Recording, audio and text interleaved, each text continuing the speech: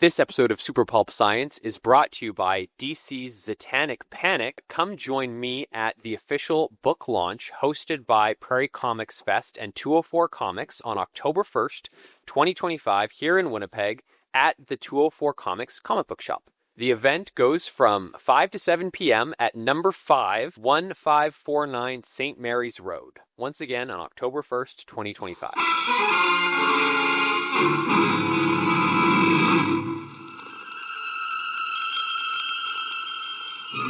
Attention, citizens. It's time for Super Pulp Science. This is Super Pulp Science, where we talk about how genre gets made. I am here with my long-suffering co-host, shaking the detritus of a trip to Ottawa right off his back as he lands here in the studio, and producer extraordinaire, Dan Vadeboncoeur. It sounded kind of like William Shatner there at the beginning a little bit. This is Super Pulp Science. But I'd like to go Shatner. What was the one where he did the poetry with the cigarette? Right, I'm high as a kite by then. He did Rocket Man. Oh yeah, he did. Yeah. Did he also do Lucy in the Sky with Diamonds? That was another one he did. Okay, so maybe that's what we should intercut with. Is William Shatner doing the Rocket Man We'll see. with. No promises.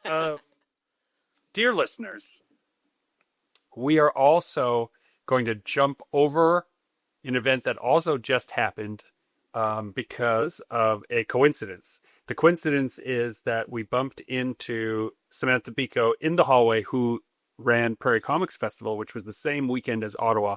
And she said she'd like to come in person and do a debrief about Prairie Comics. So I'd like to save all my chat about Prairie Comics until next week when we can go. We can unfold it like a little origami. How was it? In a word. Adored it. There you Yeah. go. That's 2 words. Yeah. That's okay. It'd be nice to have more than one person who's there. Yes. But, Yes. yeah. Perfect. All right. So you, however, were off to Ottawa. I went. And you got to have a super booth. Yeah. So Greg and I both do work for the people who run the Ottawa, Winnipeg, Montreal, and Quebec shows. And so When they'll have us. yeah. So I do the lanyards for all the vendors. Greg, you've done their beer can and some other work. And so we have 3 booths each, which is a little unheard of in the artist alley. You usually can't get more than 2. And then this year, it's happened to coincide with the same weekend as Prairie Comics. And Yes. Greg, you like books. And I think it's really important while we're talking about it, because I know people who follow the Artist Alley Network also follow this show. We weren't gifted all those tables. Typically, the arrangement is we are working comic creatives, and as a guest, you can be comped a table. And so sometimes we are comped that table, and then we pay for the other 2. Yeah. So that's how that whole Yeah. super booth. You're not getting it all for free. That's We're not- right. yeah. That made it sound like somehow they were spiffing us off. The only thing they're bending is a little bit of the rule for where they put the featured guests, so that we could also bring our booth setups. So I had 3 tables and a pallet arrived from Toronto. I had a pallet full of my stuff from Toronto, then goes to Ottawa. So I have a lot more stuff than I'm used to having in Ottawa. I'm able to bring more books, canvases, big canvases, bigger display, light up pillars. And because Prairie Comics was the same weekend, Greg, you couldn't find somebody to take over your table. The proxy thing didn't quite work out in time. So Because the most suddenly, thing about that is, what I tried to do was I'd already paid for my booth, and I already had Prairie Comics lined up, and it was like getting down to the wire. And I thought it would be easy to reach out to my network and say, if there's somebody that couldn't normally afford a table, I would comp you a table, just as I would make it part of a Prairie Comics Festival sponsorship, like just as a way to help someone local in Ottawa. A lot harder than you'd think to find someone who isn't stepping over someone else to get that free table. So instead, what I did is I let that table go to Justin. not one table, not 2 tables, but 3 tables. So suddenly I now had, a lot of space. 6 tables? I gave the one to the neighbors on the other side. Great. So someone did benefit. Yeah, somebody did benefit. Perfect. It felt like too much. until the show started, and then I kind of loved it. I had an abundance of space, a gluttony of tables. It Your was cup runneth over. it ranneth over. So yeah, I think we've talked about it on the show before of when you have a big space, people start walking by and they kind of glance and whatever, and then they keep walking, they glance again, they get a little more interested, and by the fourth glance, they're hooked in. But you can't do that with one booth. The only way that happens is if you have a oversized booth like the one I managed to get in Ottawa. This is the perfect framing device for the other thing I wanted to talk to you two creative cats about, which is the notion of building a world. So in the real world, you built a little place where someone's imagination had enough time to start imagining themselves in the world until they saw your shining face on the very end of that corner and went, oh, what is all this, right? And then you would explain it. So like falling into the world. In comics, in fiction, in poetry, in film, whatever medium you're working in that has a story element, the most dangerous thing that you can get involved in, I often say, is the world building aspect. And it can be very dangerous because, man, will it eat all your time and imagination. Very fun. So fun. Addictive, exhilarating to build every little facet of a world. But then you realize you've worked for 5 hours and written nothing, done nothing that is related to the story. But man, you know exactly who manufactured that rocket and why they did it and what happened in 1943 that made it possible for them to do it. But now you don't know where to put that in the story and you're exhausted. And so you don't have a main character yet. Right. That's right. And so when we do our story break episodes, and I'm not sure the episode release order. Yeah, it's out. It's out. Yeah. Okay, so like if you've been listening for a little while, we just did a story break episode. You'll notice one of the things we tried hard to do, even though we spent, quote unquote, a lot of time world building, the total episode length is less than an hour. So by percentage, maybe 20% of the time we were like, oh, and that's part of the world that we're living in.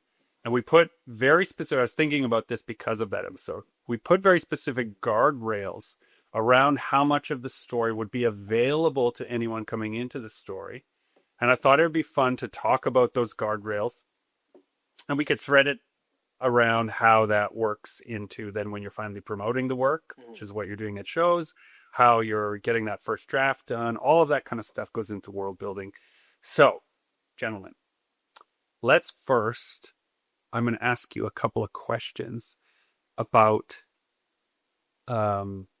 genre-related media that I know you both consume and like.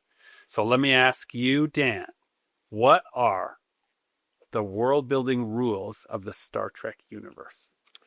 World building rules? Yeah, quickly off the top of your head, what would you say if you were going to make a Star Trek show? What does it have to include? Has to include, well, it takes place within the world of Star Trek, so it's the future. Hold on. Which Star Trek? No, I'm asking Dan. This is Dan's question. There's a lot of Star Trek. Yeah. Well, I'm going to start at the beginning. Like, even if he started the first one, it's like it's a optimistic future. It is. So we're not talking about Discovery then. I don't know. I can't remember which one that does.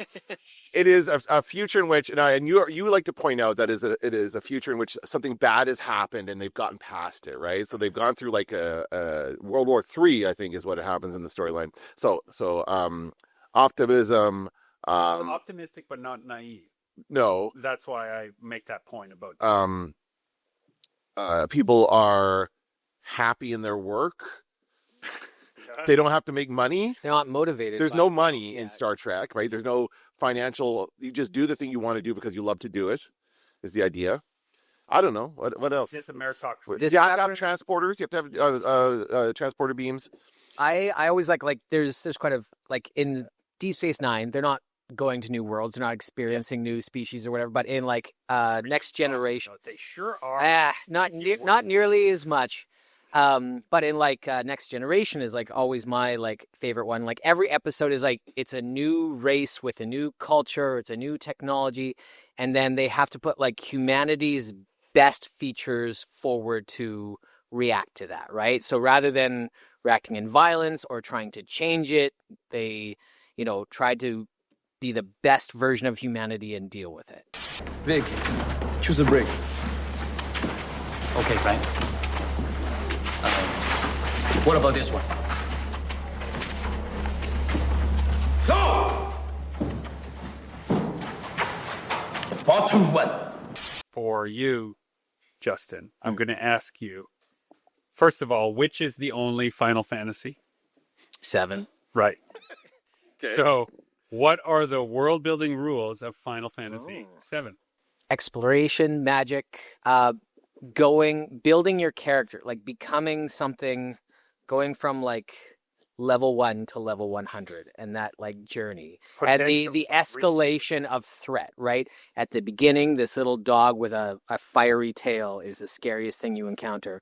And by the end, you're fighting like demigods, right? Like that progression. So there's like, if I would sum that up as potential rising to meet the threat, which is also rising, which is like a leveling system in RPG. Yep. Very common to most RPG worlds. But it's magic and technology, right? And giant swords. Yes. Yeah. What's the thing with the giant swords in Final Fantasy VII? Why do they have the biggest swords? See, I don't- That's the form or function. Is that just a style thing? I feel like that's just a style thing. Like you see that in animes, you see that in It's it's the other one that they did, the Squaresoft game my kids like. It's another one where the guy's got a big sword on his back. I don't remember what it's called. Something Mecha or Gears. Xenogears. Xeno Warrior? Xeno something? Yeah, there's Xenogears. Xenogears?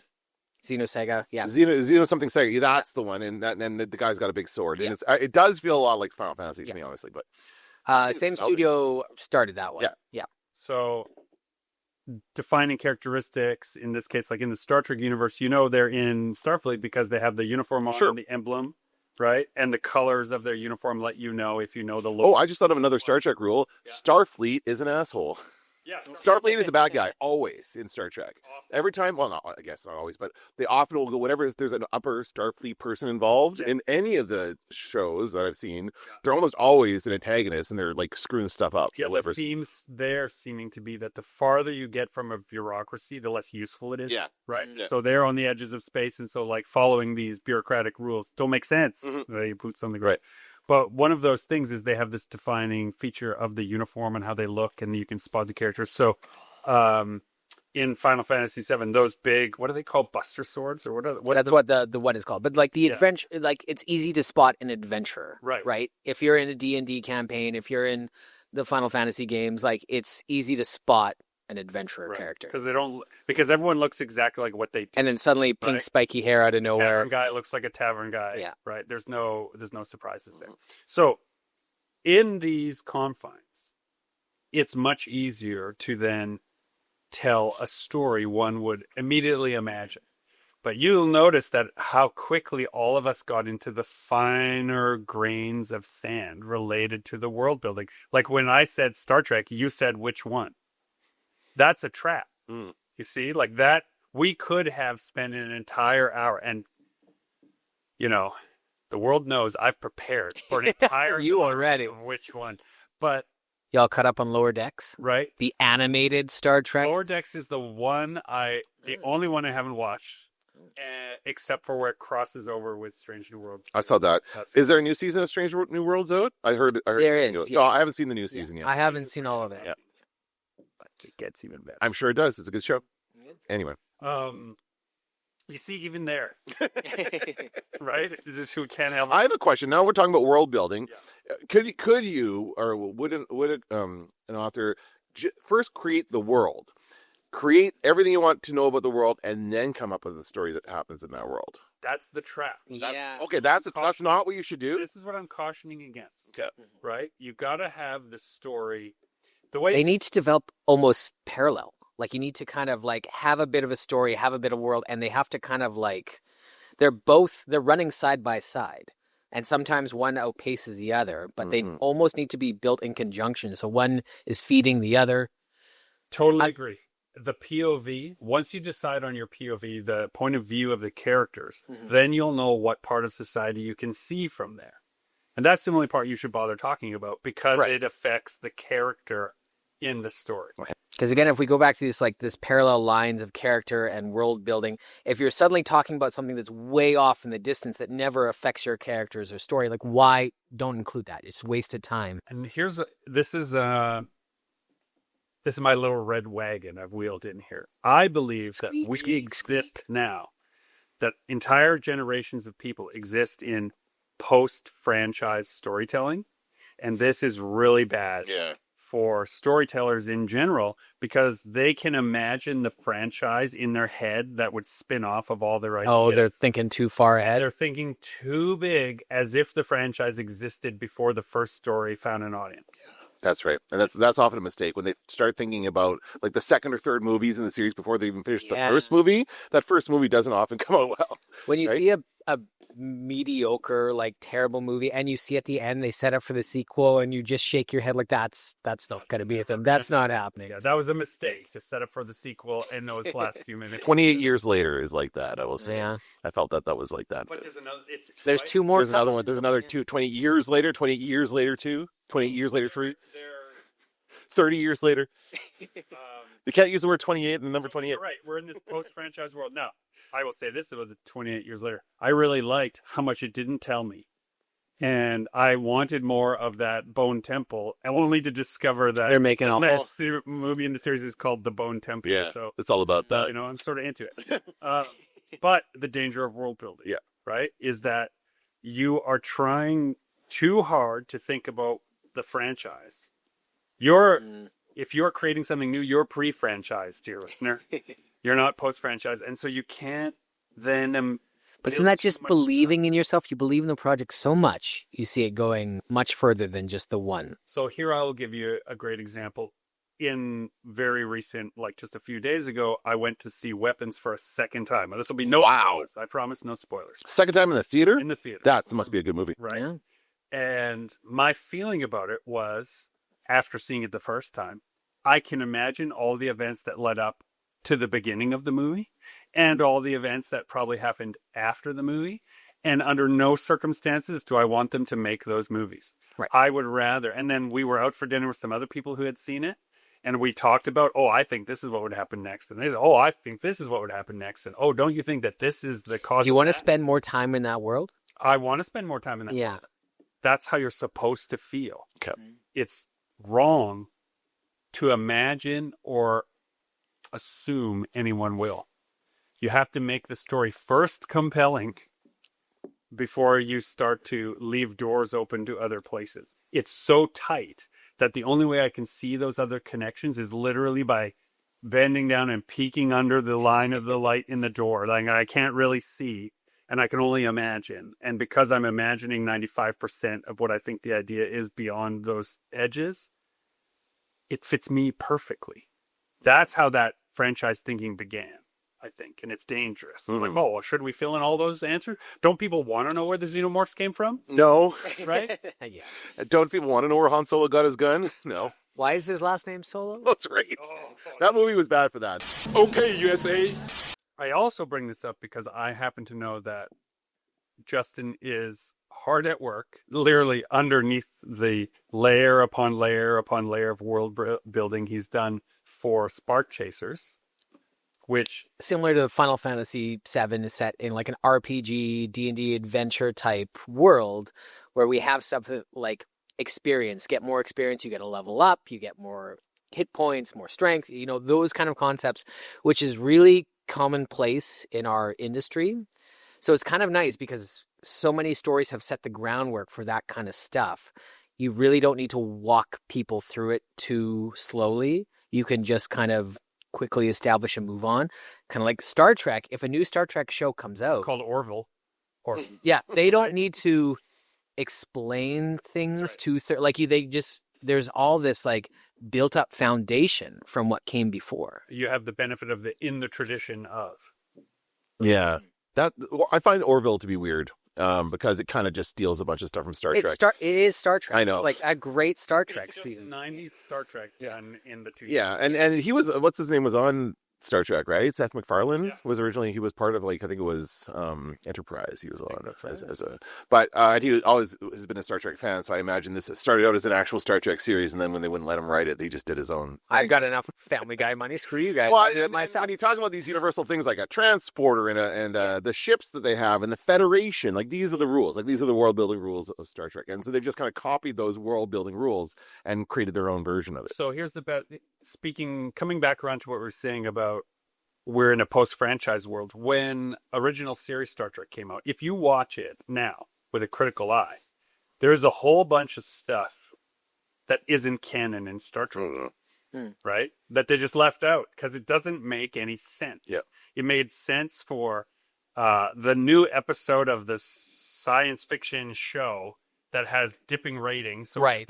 We're on our way out. This is never going to We have to last. steal Spock's brain, but that was never canon, was it? Retconning, they call that, when they go back and pretend it doesn't happen. Yeah. Well, it's not that they pretend. They just don't refer to it. Right. And then it becomes a joke later. But again, that's post-franchise writing. I think a good example of post-franchise writing is in Buffy the Vampire Slayer, where the show itself is referencing fandoms that they know their audience watches regularly, constantly referencing those fandoms.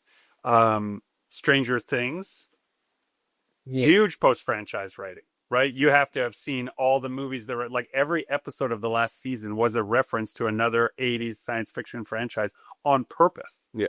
Right? So they expect the audience to know a bunch of stuff. If you are writing something and you don't have a huge team behind you, the only thing you can rely on is that people don't know anything about the world you're writing in.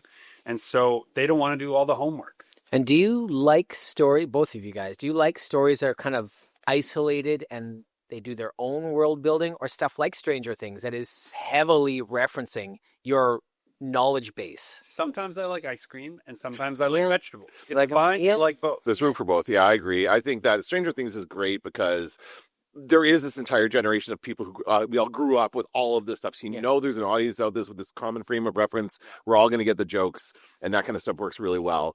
But again, it's very refreshing to have an original story that you've never, something really, truly like new.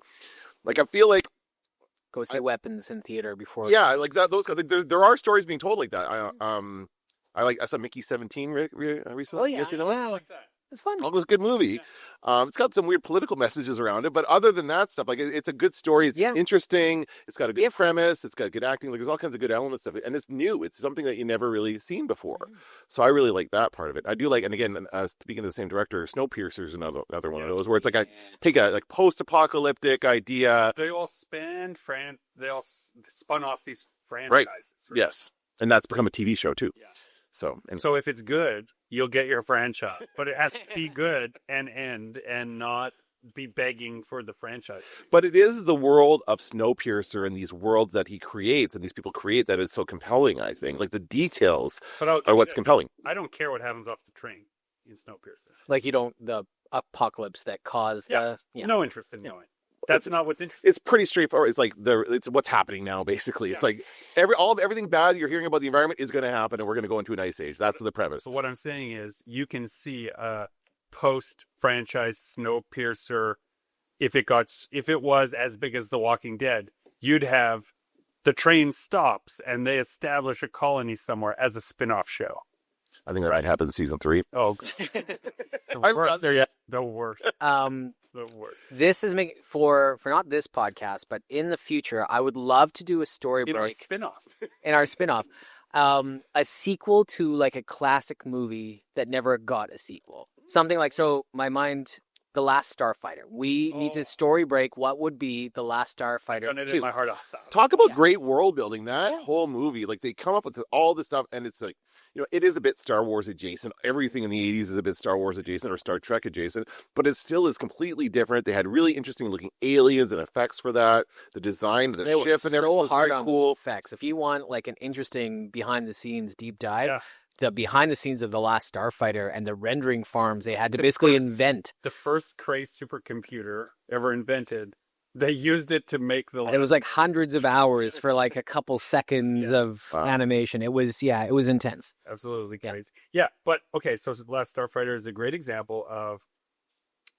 It's a cult classic. and we want more. Did it have didn't do great out of the box office, Correct. and that's why I didn't have a second one, because it seems nice tidy boat, right? Like everything kind of. It ends without a need for a sequel, and that's why So I think that's why we should story break a sequel. we should be the evil corporate Yeah. fat cats trying to milk that. Well, and That'd be fun. We should all watch it and then come up with the ideas for the sequel. Okay, and only an if- established Bible, right? Like the rules that are set in that first one, we need to adhere to those. Okay, the part of my heart that wants us to caution the dear listener against world building immediately says, yes, let's do the first Starfighter. Not the last one. The Not first the one. last one. Not a Oh. sequel, but when they first invent The Frontier, the frontier. Yeah. yeah, And and the why- Star The Alliance. Star Line. Codan Armada. Yeah. Oh See, my oh man, we're ready. We're ready, guys. Look at us. Oh, yeah. Look out! The floor is full of references we're dropping. Yeah. So, and this is the danger, though, right? But that's just writing a new story in an established world, and that's what a franchise is, right? It's an established world. So that's just Because how That's often what is makes it it the fun. same writer doing the spin-off, doing the sequel, doing the whatever, right? Like, Yeah. especially with big franchise movies, it's every, Star Wars, Marvel, new director, new writers for most of it. So I'll say this too. So I was speaking against world building and why it can be bad. Now I want to talk a little bit about why world building is fantastic, because you get to have that post-franchise writing experience with your own notes. You can now take a character through all the notes. So if you figured out the story of the Empire and the map and the politics and the technology and all of the other pieces, the power plays of your world, now you can switch the POV whenever you feel like it within the world without having to do any extra writing, any extra research, any extra thinking about it. This is The why... sandbox is built and ready to go. Yeah. So in fantasy worlds in particular, you see, and I've been to many, many dozen literary conventions where there is a panel on world building and how important world building is. It is important, but I think what is often left out is the discussion of what happens if you get lost in your own world and then you don't finish your manuscript, right? okay. Can you think of an example of a property that does that has too much world building and it's over the top and you don't need that much? Star Trek, Star Wars. That's what you're saying, All those those like Alien. But is that just because they keep making new movies and TV shows? They keep adding to it, right? Yeah. Like They keep adding to it, but I think the greatest example of post-franchise problems will go down in history as the Marvel Cinematic Universe. Yeah. Right?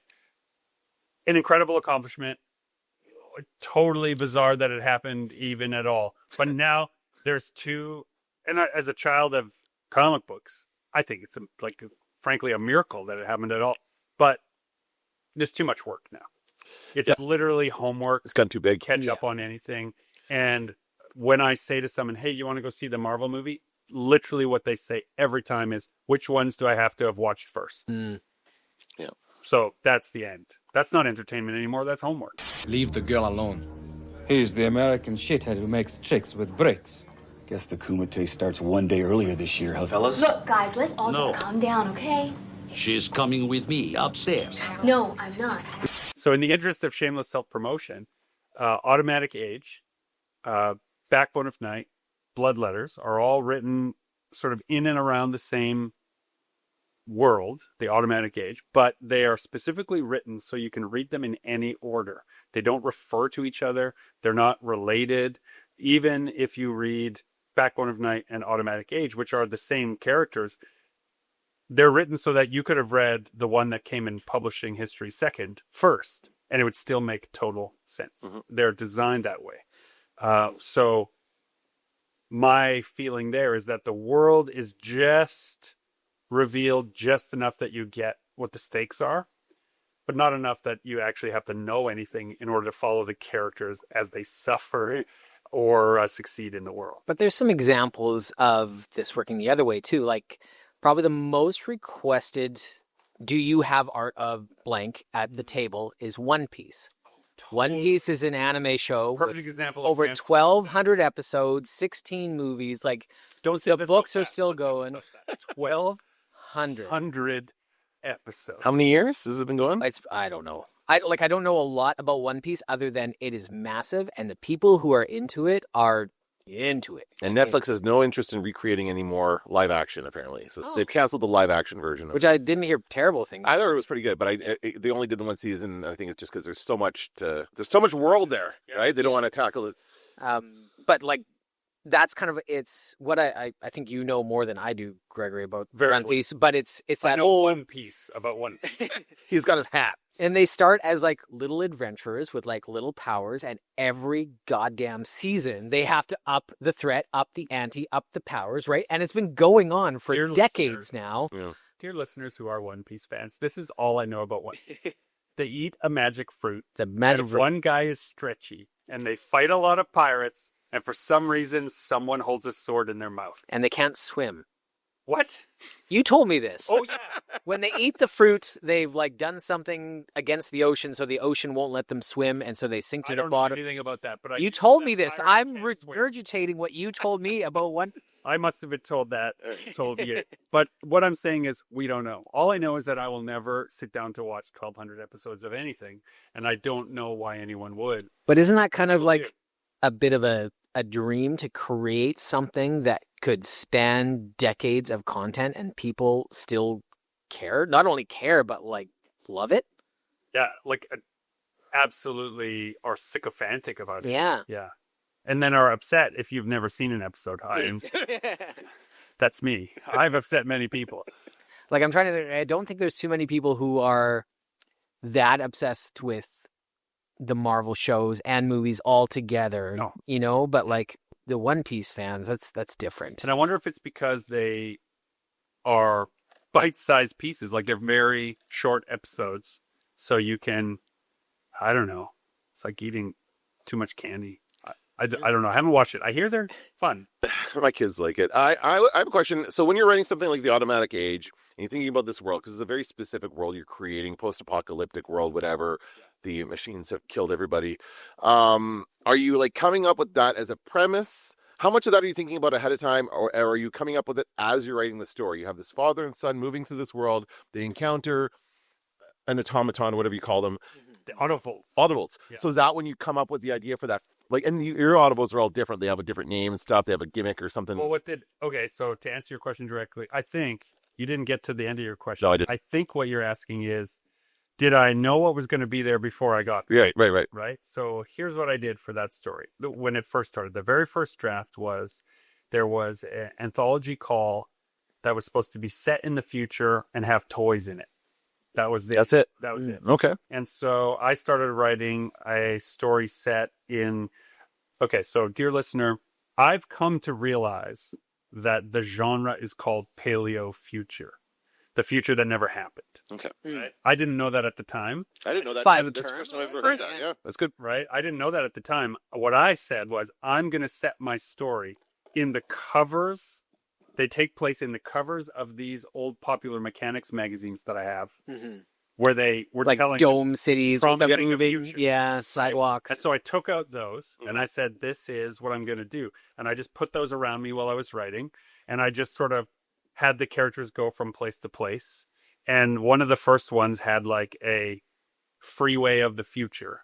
And so I think the opening, it might still be that way in the novel opener, but they can hear the road running. It's always running and it never stops.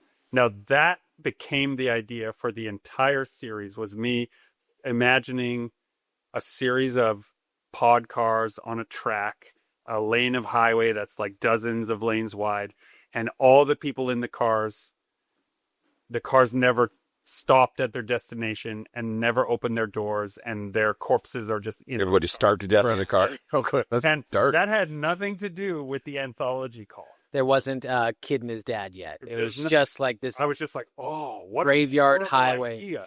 That's so terrifying. Can you give us an example, maybe from that series in particular, a world building that went off to the right and that you cut off?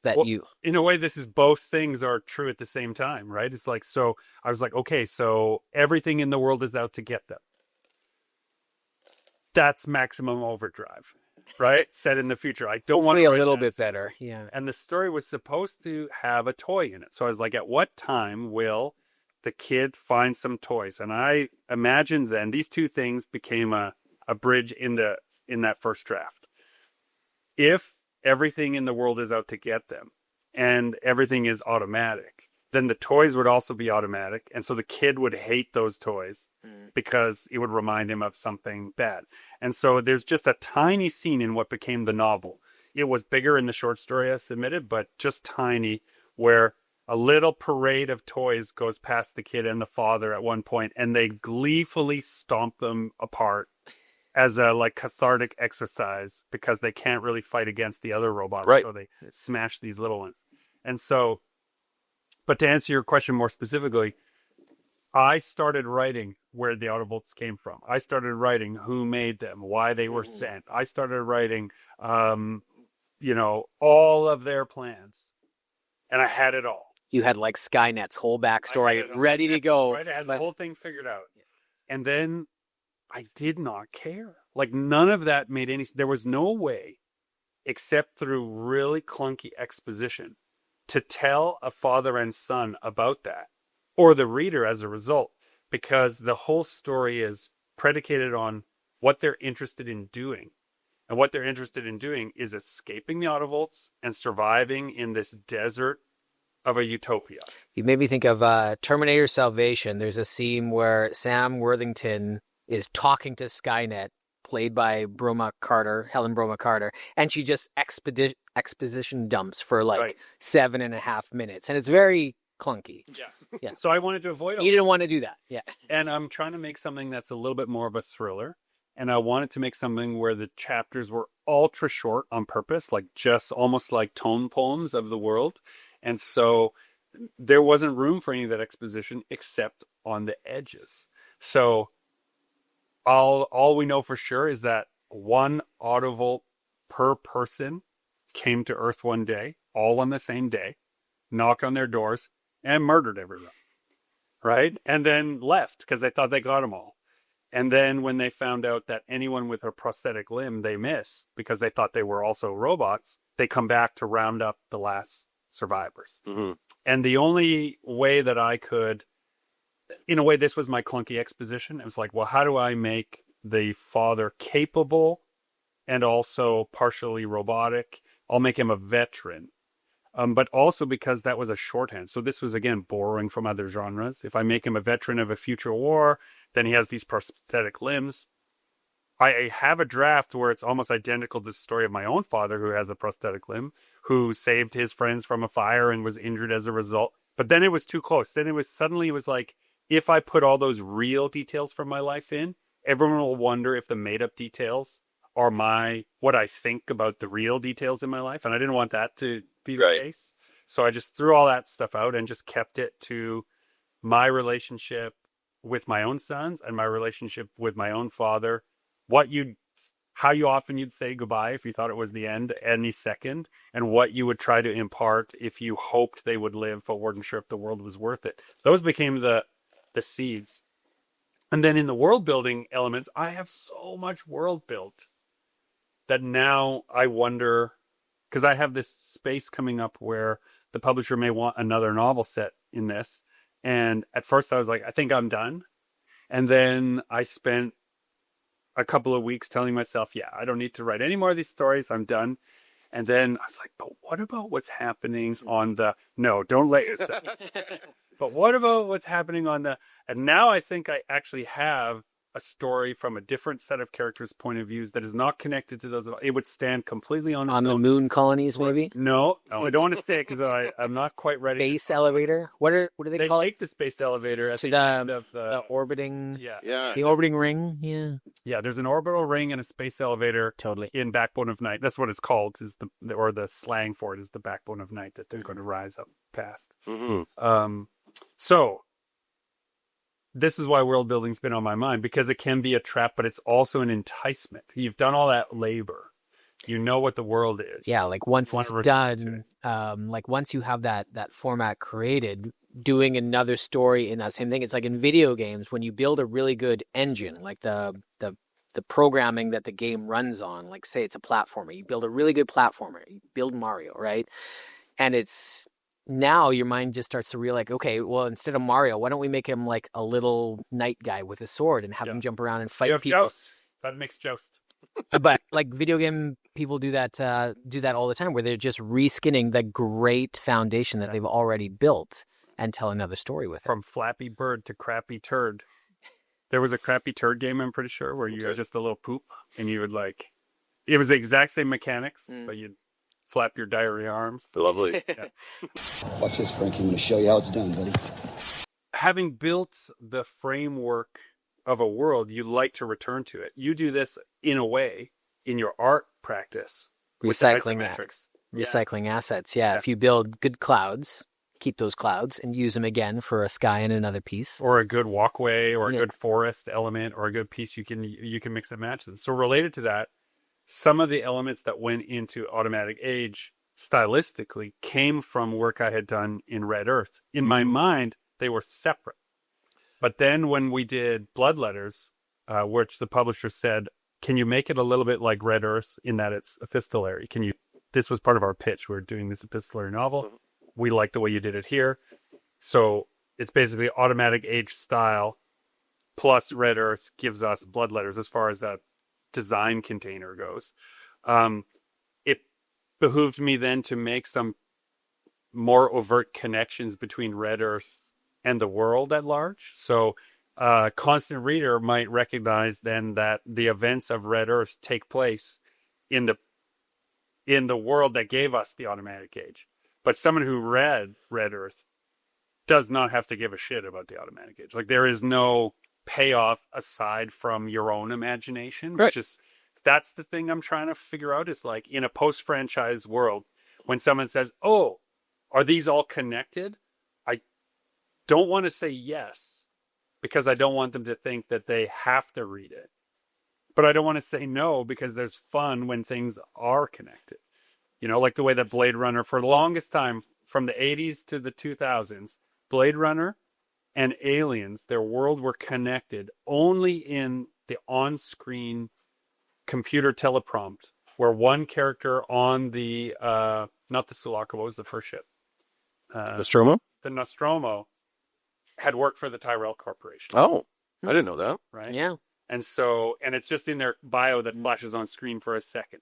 So a whole cannons have been imagined to fill the space. And is that just because Ridley Scott did both movies, Yeah, and he just right? made a reference to his own movie? And they're kind of in the same kind of world. And Replicants and the androids. And So if we want to get real nerdy now, in Blade Runner, the list of, like, he talks about all his missions, like his big speech that he writes up.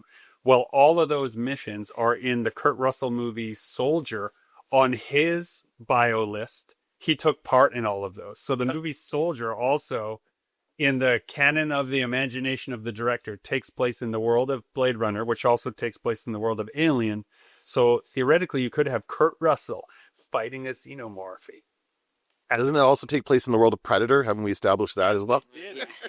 So that connects. No, they did a long time ago, actually. Alien versus Predator has been around for a while, but they just have a new thing. Like, in my own head, what I imagine the is thing you're going to touch. No, I'm here to say, well, yes, I'm getting there. Is the genetic data that makes Kurt Russell Soldier is a genetic sample they took from Jack Burton, his heroic nature and his perfect chin.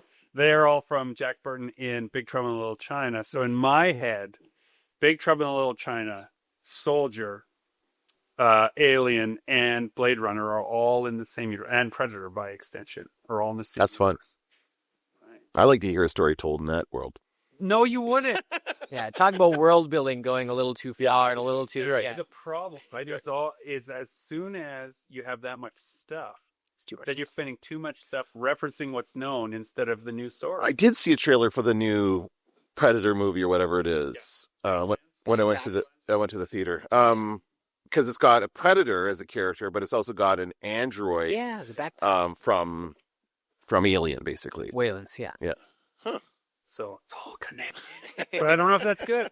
It's good if you're a giant multimedia. Here's the thing. What I've been thinking about is that there's no rush to world build. You can do it at any point in the process, right? You can come up with as much of the world as you need to tell a story, and then when you need a little bit more world, you can think about it then. You don't have to like create it all at once and spend all your time creating this entire thing that you might not even use. This is my absolute, like, tried and true, tested and failed many times, but usually works. Piece of advice really to yes. Only build up the part of the world you need to look at while they're standing there. Don't worry about the rest until second draft or third draft when it might be important. And try to tell as much as you can through the characters going through something or experiencing something. And last ditch scenario is somebody standing there and explaining it to them, right? Like what's her name in Terminator? Yes, Skynet just laying out the plans. Well, and I have this thing in a lot of...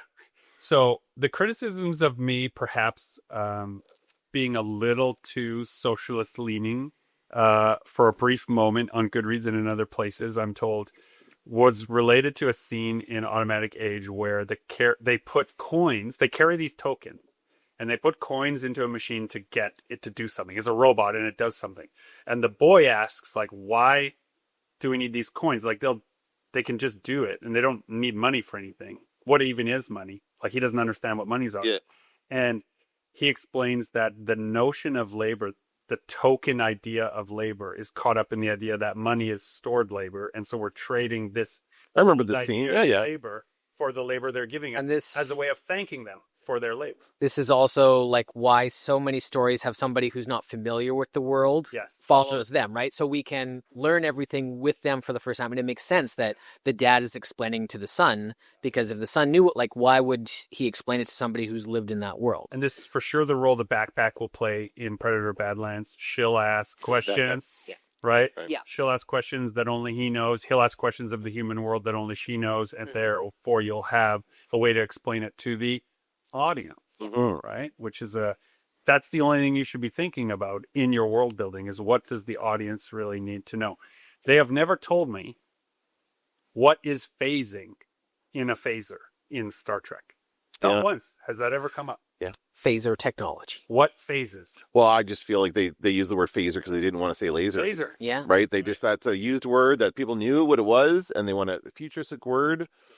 So that's phaser. It can be set. Star Trek is really good at that. Yeah. A lot of what I like about Star Trek world building is a lot of the made up like technobabble stuff they do. That's a lot of fun. But then they've gone back and like grounded it all, so it makes sense. Like they have like encyclopedias of why everything is the way it is, as if it was all carefully planned. But we know it wasn't. I don't want you to attack me this way. I asked some of these encyclopedias. And I know how this phase inverters work, but I'm not going to because it's all made up. Yeah. But it's fun to imagine all this. Right. So when you're world building, how much do you leave to the imagination? This is a question now. How much do you leave to the imagination? How much does your imagination require? Versus when it qualifies as exposition. Like you pointed out sometimes where you felt, Justin, you didn't like it. And you pointed out sometimes where you really liked that they didn't explain things. So what do you think that range is?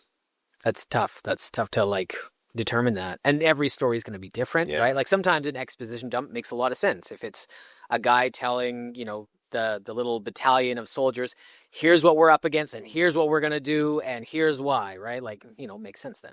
Sometimes you just need, I don't mind exposition if it's useful and it like helps me understand what's going on. I just watched Bloodsport last night. And you mean like Van Damme? Yeah. Original Bloodsport? Yeah, original Bloodsport. And the first 25, 30 minutes of that movie is just a series of flashbacks of when he's a kid. Oh, and flashing off his back. We see a lot of his back. It's true. Yeah, but the first part, like he shows up, it's hilarious because the way they shoot it, he shows up to visit his Sadoshi, his trainer, who's sick and dying apparently in bed. And then we just focus on him, and then it starts flashing back to and it's just like one scene after another, just like a movie. Like occasionally they'll cut back to him remembering, but for the most part, it's kind of clumsy. But you need that information. You have to know what's going on. It's the entire backstory of the movie. Now, am I confusing my Van Damme movies? That's one with the Kumite. Right? Yes. Okay. Yeah. And the guy who throws the blinding dust. Yes. Yeah. Bolo Young with his big pecs. Yeah. Oh my God. He's a bad guy in like every 80s movie for a while. Yeah. I just wanted him to have a hero moment. Maybe there's a movie where he gets to play the good guy, but I've never seen it. Yeah, I know who you're talking about. Yeah. I love that you know his name. I did not know his No, name. that I knew his name because I saw the movie last night. Oh, you won. I just know his pecs. Very good. But Brick not hit back. Exposition can fall, I think, in a lot of different categories, but let's use the cinematic masterpiece known as Bloodsport to frame our conversation.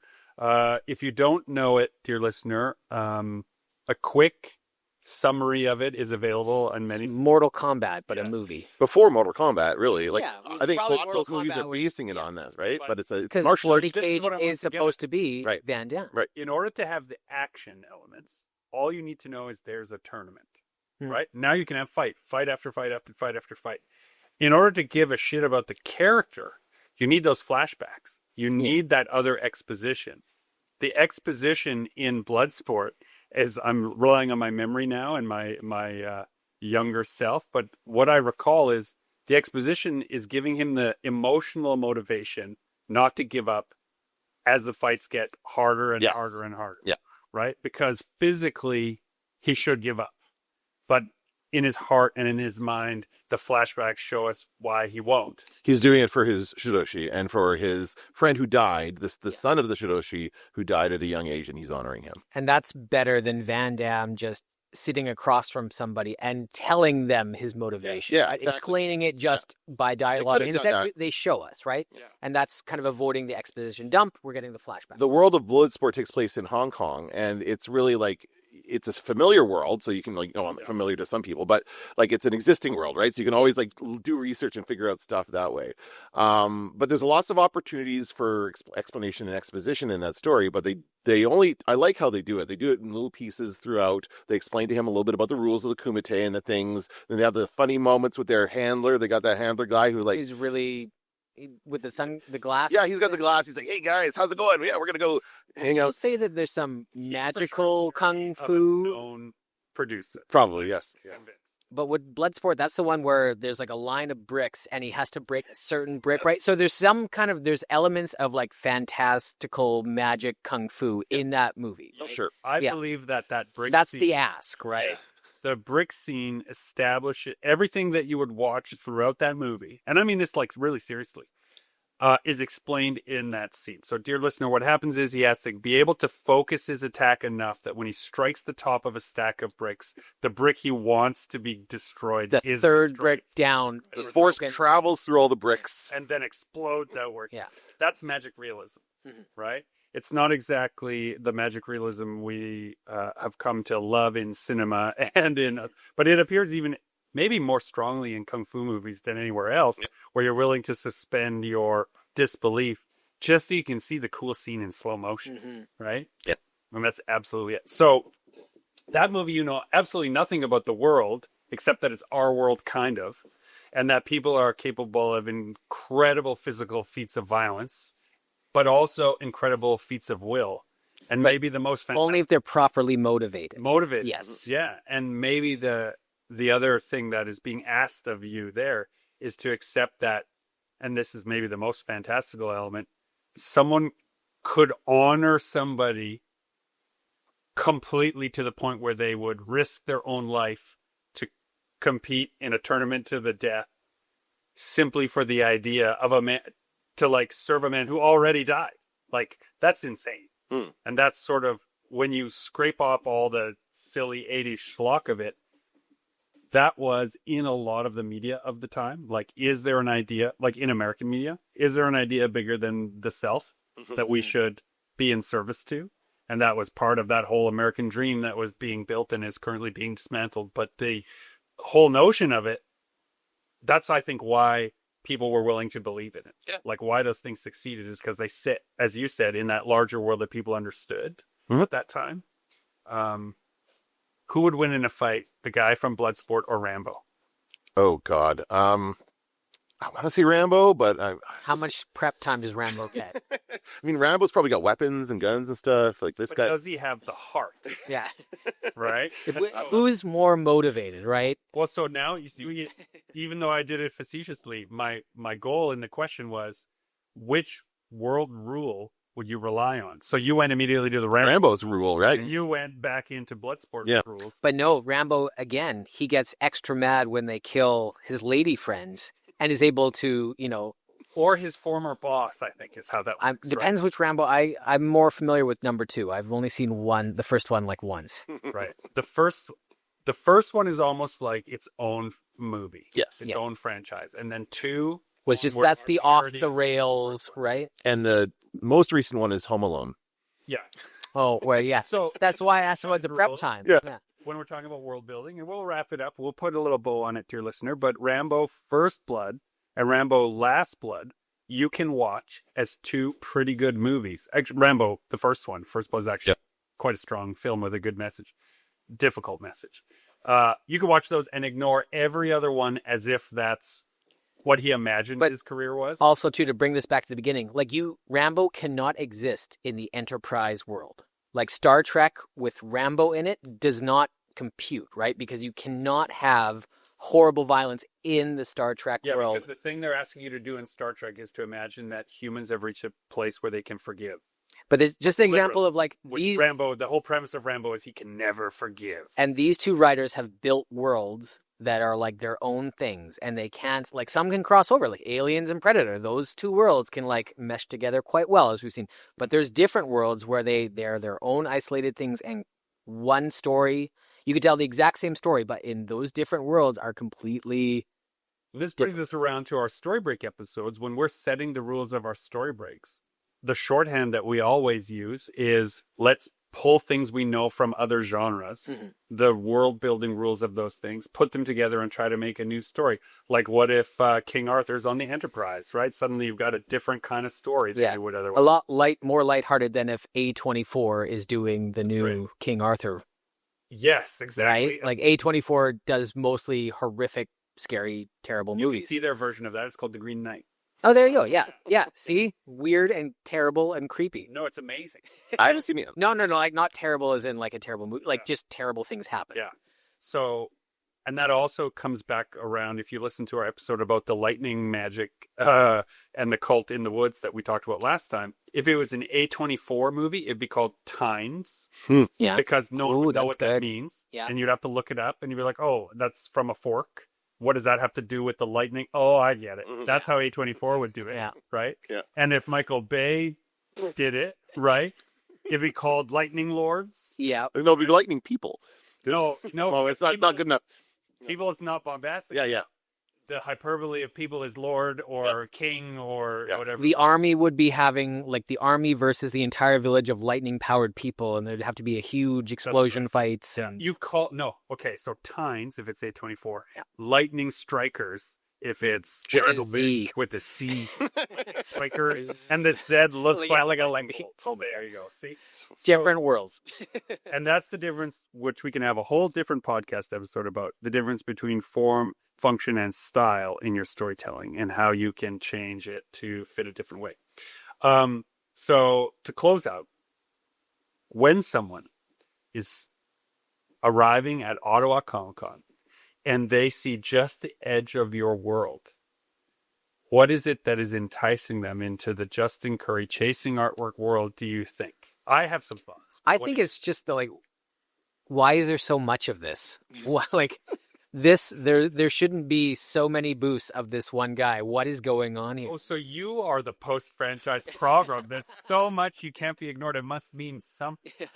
Right? It must mean something. I wanted to bring up at Ottawa as well. It was almost the exact same reviews from other people that Toronto had, where a lot of my friends who've been doing this for a while were similar numbers, like the end of the show, they did about the same as last year, maybe a little bit down, maybe a little bit up. But a lot of people complaining about big drops, 30% down, 40% down. I don't know if I'm coming back to this show. Right. So then that means, for those of you tracking our business side of our show. Yeah, sorry to switch gears. No, this is good. It means that probably this is the economy at work, right? Not any individual loss of focus. When they come up to your booth, though, this is my take on why I think Justin's work really captivates people. And I've seen all ages, all types, all genre fans get captivated by Justin's work. And I think it's because the way you work with these different pieces, little shards of color that coalesce into a larger form. The closer you look, the more you find. And so if they step a little closer and look a little closer, you have a tiny little payoff. The closer you're looking, the more there is to find. It works as a composition from 40 feet away, but the more I get towards it, the more there is to find in your composition. And I really, really think that story of, oh, if I get this, there's more to find once I bring it home, is so important to like why you have such a turnover and why people love the new thing. And I saw this at a number of shows where I've helped you out with. They get it and they've literally said, I don't want to look too closely yet. Right? It's the new one. So it means they go home and then they look for all the things that you're taking, frankly, months to hide in those compositions. Right? So yeah. Thank you. But yeah, a couple of people like pointed out the same thing, and like what I've kind of distilled into my answer, what I think is going on is I really like telling stories and world building, and I like making posters. Yeah. And so to kind of combine those two things yeah. is I've been making these like really intricate posters full of all these little narrative events happening all at once. And so at first glance it's overwhelming, and then you start to like narrow in and like you see like all these little moments happening, and so it's kind of scratching that storytelling itch as well as poster making itch. Yeah. And it doesn't talk down to anybody. I think that's the other thing about your artwork.